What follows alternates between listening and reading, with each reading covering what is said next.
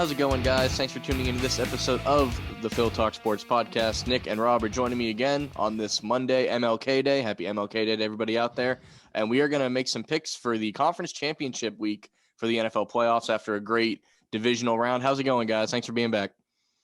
I'm doing great, man. A little early. I thought we were going to do this a little later, so I'm just shaking off some of the cobwebs there, but I'm hyped to get it started. Really, really thrilled this time of year. It's just a fun time for the NFL.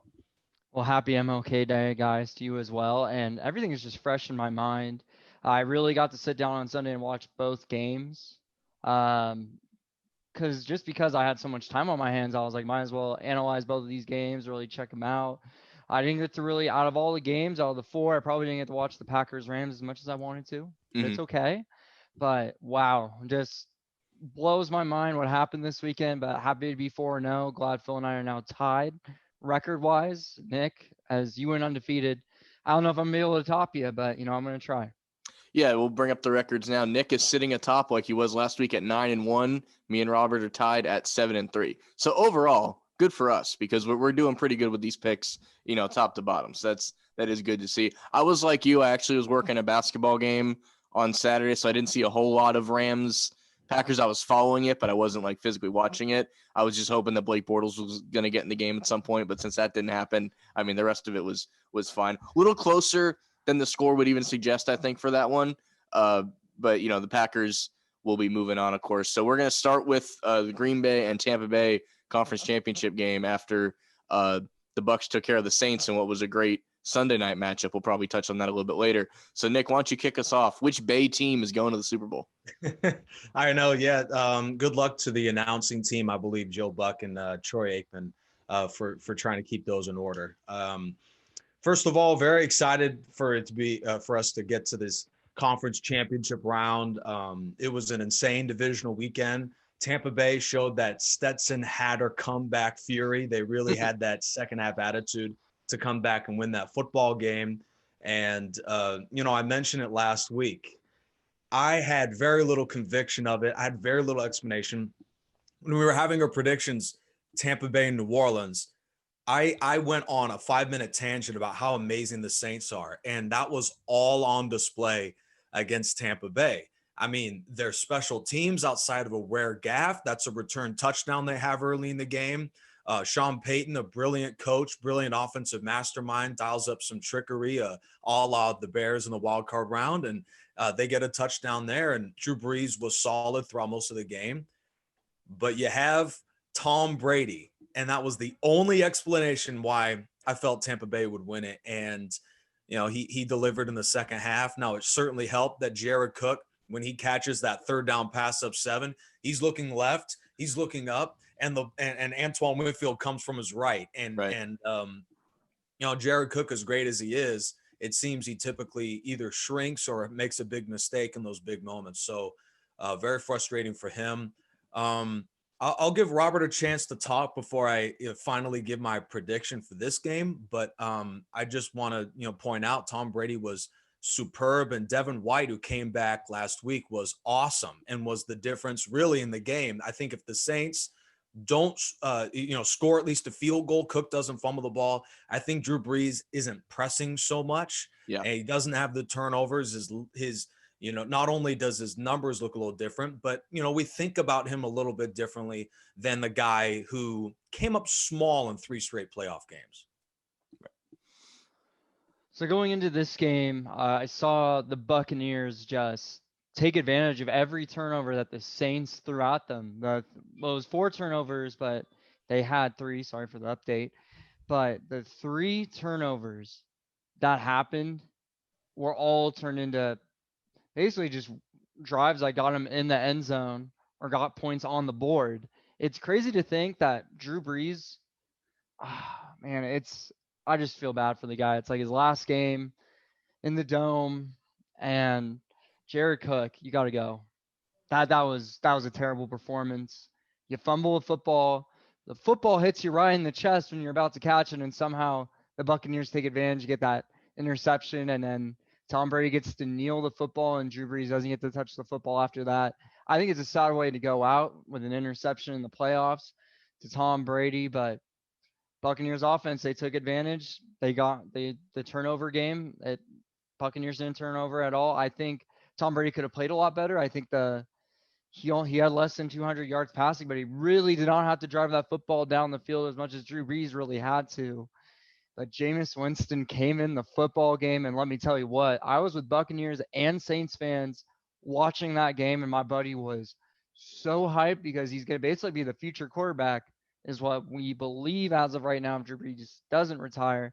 But Jameis Winston threw a beautiful pass to Traquan Smith, who usually drops a million passes a game, but he finally Bill gives me that look, but it's kind of true. In fantasy football, he did not do that solid for me, to be completely honest with you. But Jameis Winston came up with the throw of, I think, his career. That was his first playoff throw, I believe, Yep. and just unbelievable. I wish they Well, would have just thrown him in a couple more times. I didn't really see much of Taysom Hill. I think Kamara could have had the football a little bit more. But shout out to that Buccaneers defense. They really came in clutch. And I think one thing that's going to be concerning going into the game against the Packers is the offense. I don't know if the offense is going to be able to drive that football down the field and get as lucky with the turnovers as they did against Green Bay. Green Bay does not turn over the football very often. So mistakes for the Packers is going to be limited. It could be maybe one, it could Yeah. be zero, and the Packers take advantage of that. The last time they met, it was Buccaneers won 38-10, but it was at Tampa Bay. This is gonna be at Lambeau. Tom Brady has played in the cold before, so if it does snow, it's not like Tom Brady's not used to it. But I think Aaron Rodgers, this is such a hot team we're talking about. We're talking about Aaron Jones. We're talking about Mountain West Project out of Fresno State. Devontae Adams has looked so good, guys. Yeah, he fooled Jalen Ramsey last week against the Rams, and the Rams just couldn't stop Devontae Adams. And then Lazard, who got the longest touchdown pass from Aaron Rodgers of his postseason career. Sorry, I'm going on a long tangent here, but you're looking at two Bay Area products for the quarterbacks, and I'm excited to see what Aaron Rodgers and Tom Brady does. If I had to go score wise, it's going to be a cold one, and I didn't factor that when I predicted the Buffalo Bills game, but I'm going to go 27-20. I think it's still going to be a close game. I know it's like 10 points on the Vegas line, but Mhm. I think it's still going to be a high scoring game. I don't think they're going to get to 30 necessarily, but also, a lot of those players for Tampa Bay aren't really used to the cold weather as much as Tom Brady and a Gronkowski are.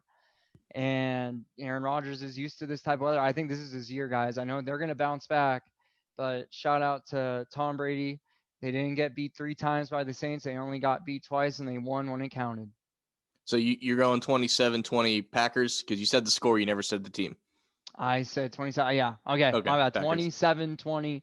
Green Bay Packers. Aaron Rodgers is going back to the Super Bowl. So Nick, before we get to your prediction, as the only person here that picked the Saints, like sometimes you pick a game and you're like, oh, why did I do that once it's unfolding?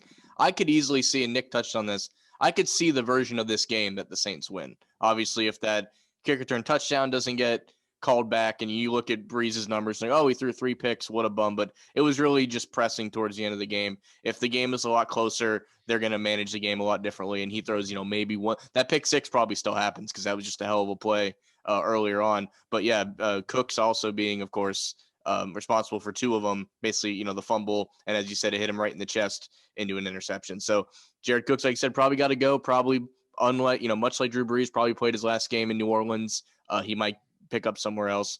But I'll let Nick do his prediction before I do mine. But I didn't feel bad picking the Saints because as this game unfolded, I could totally see the version that they would have won. It just didn't happen to be that way. I will say, which get your recordings ready, that I'll say something positive about Tom Brady here. When you think of the Bucs and you think of the great offensive weapons they have in Evans and Godwin and Gronk and Antonio Brown, those guys combined for 7 catches. So Brady really did get this done elsewhere, and the running game was enough to be helpful. So they found a way to win that wasn't probably their number one game plan. So Nick, who do you got in this Bay matchup? Well, speaking of receivers who came up really small, Michael Thomas did not have a single catch for the Saints yesterday. That's one. 2, I'm amazed, Phil, you just let that Traquan Smith comment go. I mean, I don't have time to correct every false pretense that's put on this show. Sometimes, we're on a time limit, as we know here, using Zoom. So, I mean, sometimes you got to let things go. I mean, he caught 2 touchdowns. He almost single-handedly sent Brady home on his own. As someone, as a Florida native, a Florida State quarterback throwing to a UCF receiver against a Florida team in a playoff game was just a sight to behold. Go get him, Phil. Go get him. All right. Oh man, I was really hoping that I'd have a little more time. I mean, we've been on this segment like 10 minutes. I should probably make up my mind. That tells you how little confidence I have. Same with last week. It's a tough game to pick. It really is. I picked Tampa, but it wasn't with a whole lot of conviction, Mm-hmm. I got the Tampa Bay Bucs. I'm playing with house money here. For those of you who don't know, I've only said it like 5 times on this podcast. Before the season started, I picked the Bucs and the Chiefs to go to the Super Bowl. I'm not backing down now, even though it doesn't look good. Most of those Bucs defenders, I'm sure, are going to look like the Titans defenders in Week 16 against the Packers, slipping and falling, not used to playing in 30 degrees and snow, and it's going to snow, and it's going to be even colder than 30. About 25 according to recent forecasts. So it's going to be rough. And I could easily see the Packers, because of that home field advantage, actually winning pretty convincingly. And that's the same exact thing I saw with the Saints. I thought New Orleans really had a chance to not only win, but kind of go away if it hadn't been for the mistakes. But I still have the Bucs, and I don't feel good about it at all. 24-21. The Tampa Bay Buccaneers, I believe, are going to move on and play in the first ever home Super Bowl for a football team.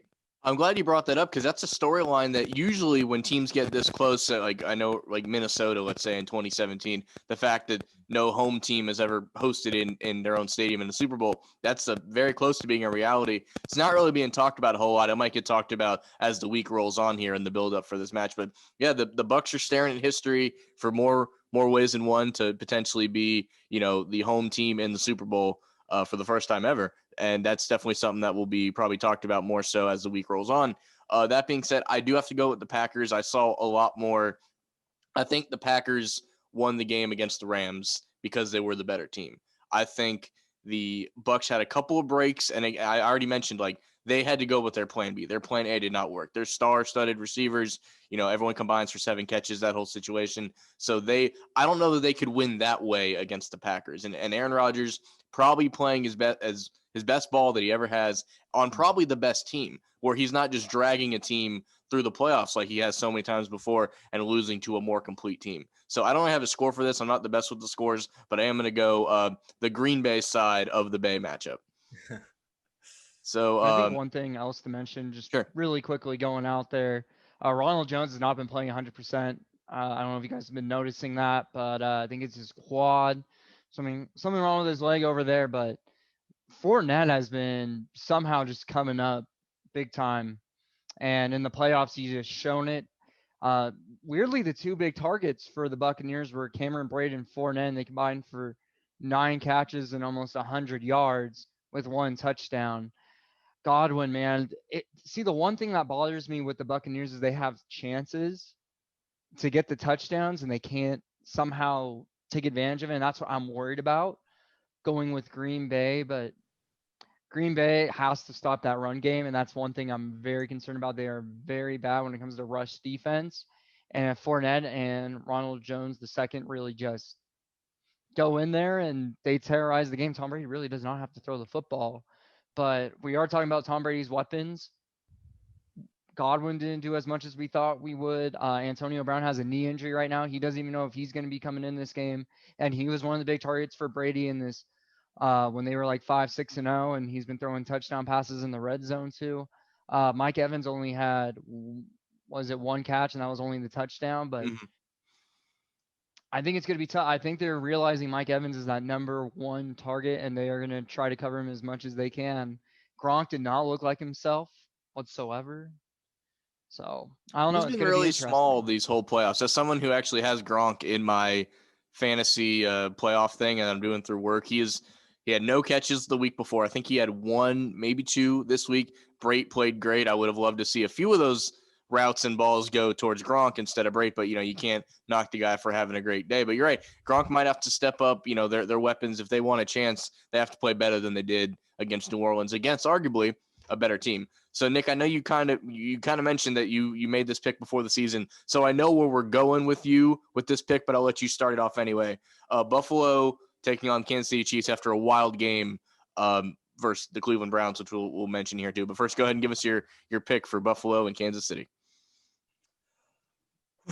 Yeah, I got the Chiefs winning this one. And I know Patrick Mahomes might not be ready until game time, but considering how Mr. Chad Henne, Mr. Anything is Possible played in the second half, maybe the Chiefs aren't interested in Patrick Mahomes playing. Maybe he'd be better off as a backup. Certainly Chad Henne had that crazy interception, but he also had a higher completion percentage in the game than Patrick Mahomes. So you've got that. But yeah, I believe the Chiefs win the game. They just looked overwhelming. And my theory behind Kansas City, and I know Buffalo looked amazing on defense against the Baltimore Ravens. I mean, how you scored 10 offensive points and win by 14 is just insane. Considering that, Josh Allen had to play hero ball the week before. I just believe the Chiefs are overwhelming, and I don't even believe they played their best game against, Cleveland. They left points on the board left and right. They got a huge break with the Higgins fumble in the end zone. Maybe we touch on that today. Maybe we don't, the ruling of that. But, yeah, I think Kansas City looks at the game film and believes that was our first real game in 21 days. We didn't look all that sharp, and we won the game with our backup quarterback. I got Kansas City winning the game against Buffalo. And honestly, I believe the final score is going to be a little surprising. I think 30-17 is the final score. Chiefs by 13 points. I mean, the Chiefs, if they do want to make that Super Bowl run, they have to wake up at some point. And this has to be the game to do it. Like you said, Buffalo only put up about 10 points of offense anyway, 10 points through their offense. And they're going to need more than that. And they know that if they want a chance against the Chiefs. As far as Patrick Mahomes, unless this concussion turns out to be something career damaging, I see no reason to even threat that he won't be in the game. So, Patrick Mahomes will be starting this game in Arrowhead. But Rob, go ahead. Who do you have for Buffalo and Kansas City?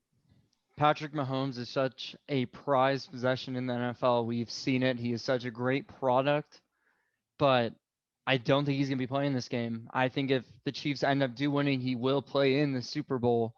But Chad Henne just played in his first playoff game in 13 seasons, and he was a former Dolphin, former Jaguar, and wherever else he's been. I think he's been a journeyman for a while. Yep. But Chad Henne really did come up clutch with two big plays to solidify the Chiefs win. But shout out to the Browns. I want to give first credit to the Cleveland Browns. They made it to the divisional round, I think first time since I think I want to say like 1990s, maybe 1989, somewhere around there. Prove me wrong, but you got to feel bad for Baker, man. He put it all out there, but Robert Higgins, you got to hold on to that football, man. That could have been the game changer for the Browns. Heads up right there, but hey, shout out to the Chiefs defense. They did what they had to do. I don't like the Chiefs defense, but they came up clutch in that moment when Higgins could have had the ball in the end zone. He could have just went off. He could have gone out of bounds instead of going for the touchdown, and could have been within 1 or 2 yards of a touchdown for the Browns. But the Browns are the Browns, as we say, and Buffalo has looked so good, guys. I keep talking about this red zone defense, and 101-yard pick six to the house against Lamar Jackson.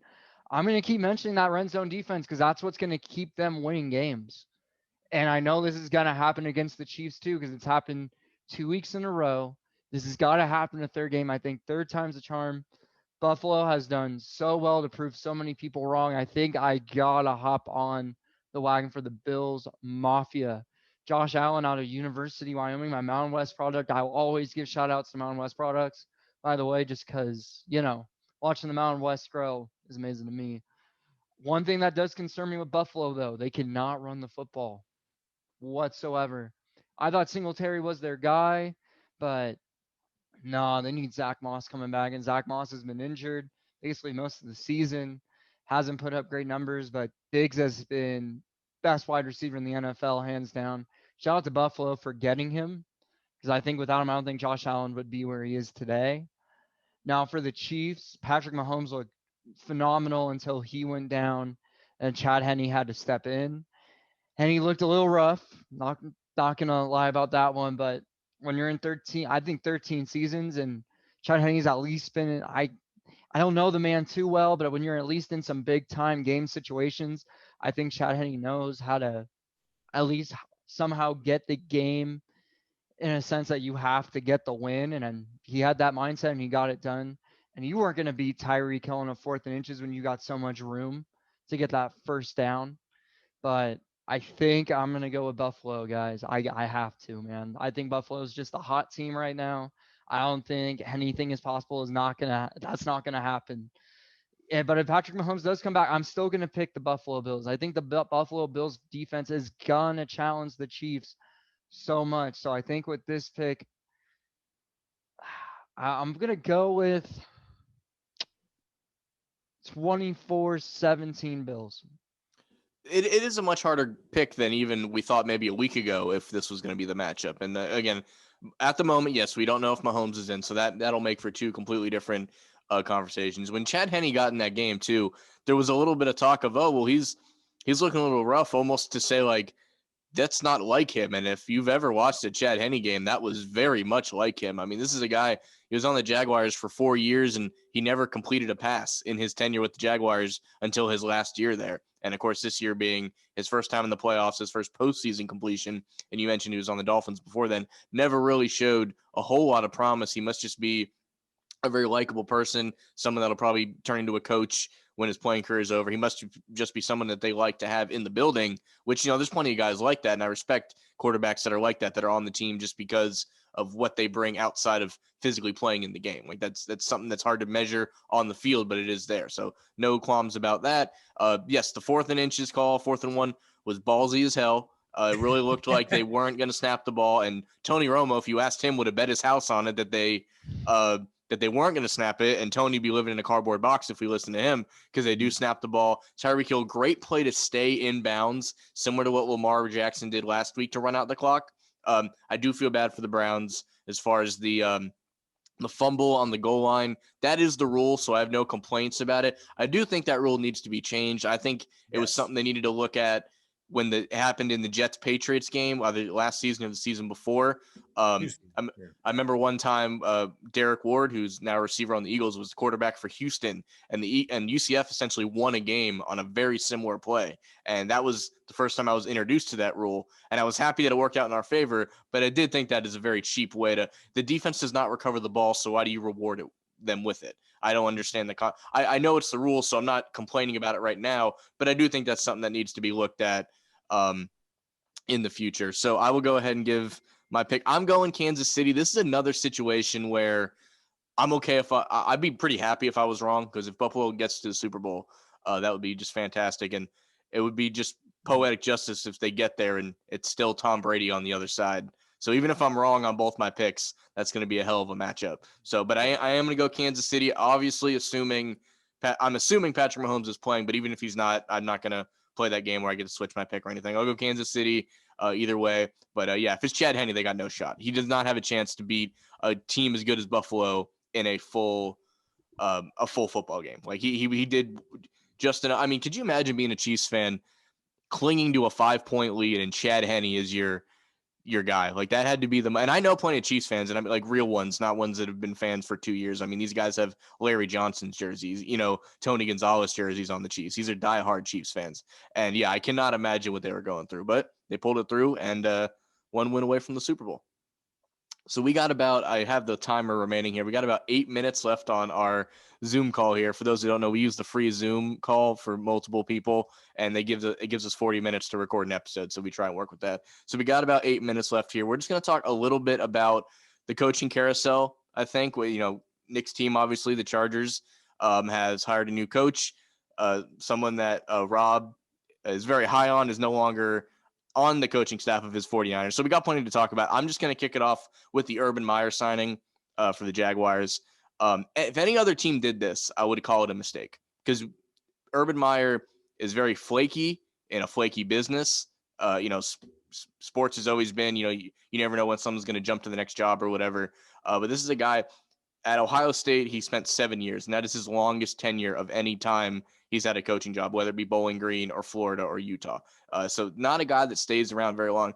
Obviously, the Jags are terrible right now, so they have nothing to lose and everything to gain. Even if they only have Urban Meyer for 3 to 4 years, he's either going to win them a Super Bowl and then retire again, or he's going to be there for 3-4 years and not work out and be gone again. So it's really not – they got nothing to lose, so I'm okay with the Jags making this signing. It's going to be interesting. It's going to make them relevant in a situation where the Bucs might go to the Super Bowl and the Dolphins have Tua. Definitely makes them relevant in the state of Florida, which when you're a bad team, that's where you have to start. You have to start winning the media day before you can do anything else. So as far as Urban Meyer goes for the Jags, I'm interested to see how it's going to go. It's not a guarantee that, the Jags are, going to win the South next year or anything like that. I'm not someone that holds Urban Meyer in as big a high regard as maybe other people, but it is going to be interesting to see if that works out.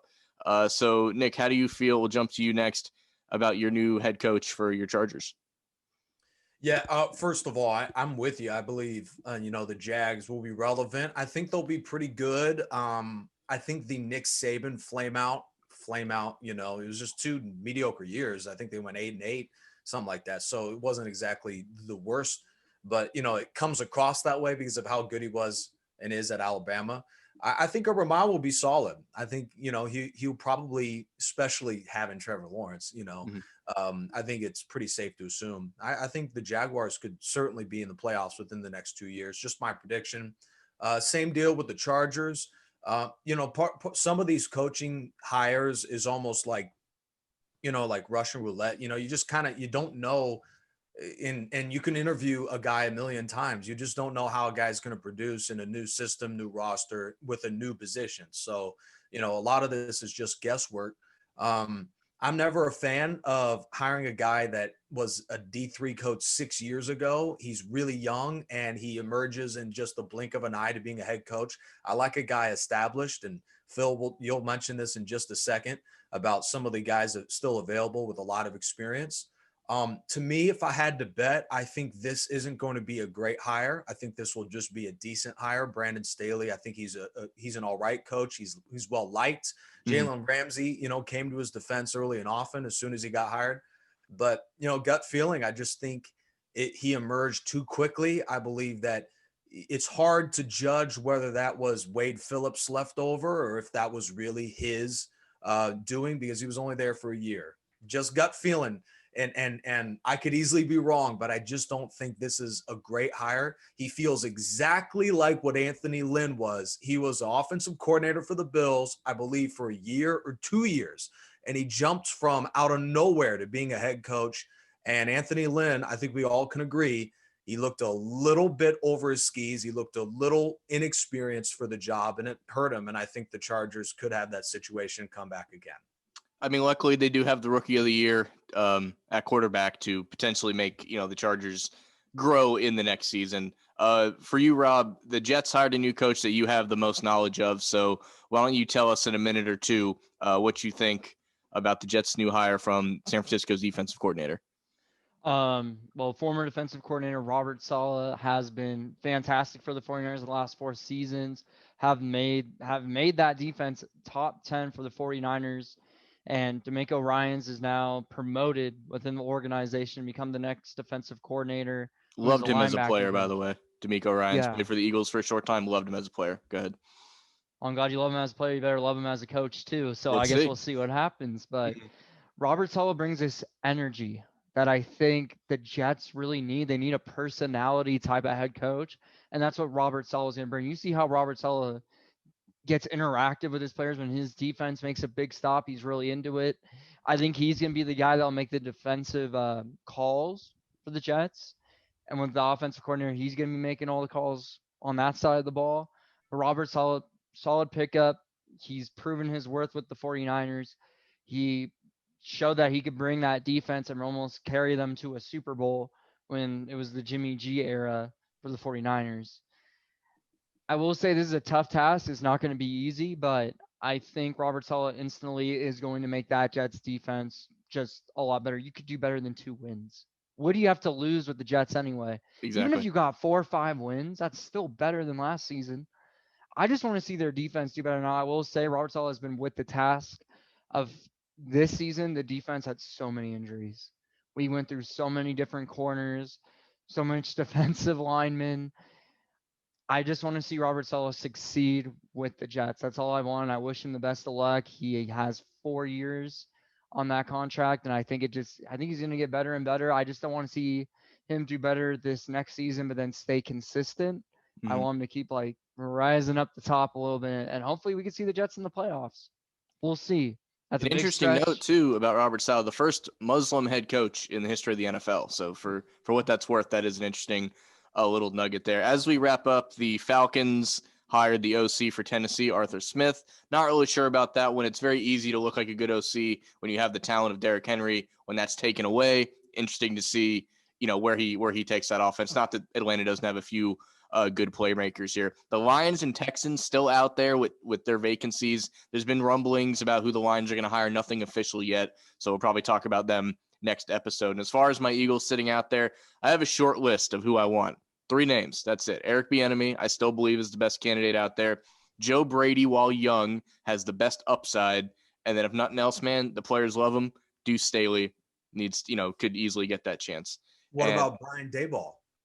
I don't know enough about him to really comment. I will say I'm hearing rumblings about Josh McDaniel. I don't love it. Shut it down. The man is scum under my shoe. I don't know how he gets an interview after the way he burned the Colts. Don't like it at all. Just wanted to throw that out there. We're under 30 seconds, guys, so I just got to say thanks for being here. We got to shut this down. Maybe we'll find a way to make these episodes a little longer when we have the 3 of us. But want to thank you guys for listening to Phil Talk Sports, and enjoy the conference championship weekend, and we'll see you next week.